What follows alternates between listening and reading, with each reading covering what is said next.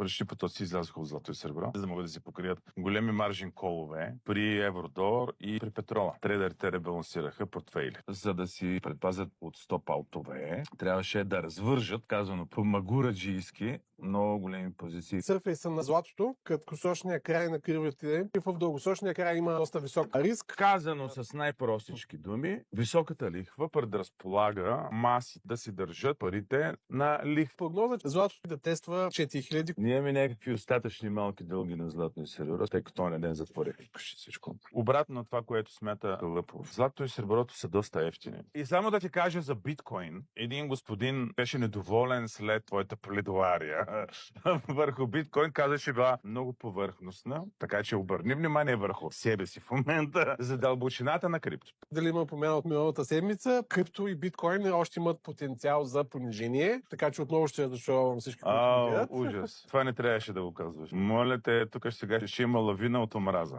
Още една седмица ще бъда мразен.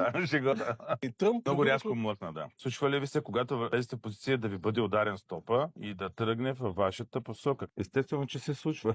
Колкото по-голям маржин акаунт, толкова по-далечен стоп, толкова по-малко трегиране. Колкото по-малък маржин акаунт, толкова по-близък стоп, толкова по-чести трегиране. Няма трейдер на света, който да не е минал през това. Дигнете си обема на маржина, за да може да си удалечите стопа и тогава тези ситуации да ви обере брейк-ивана и да тръгне във вашата посока, ще се случват все по-рядко.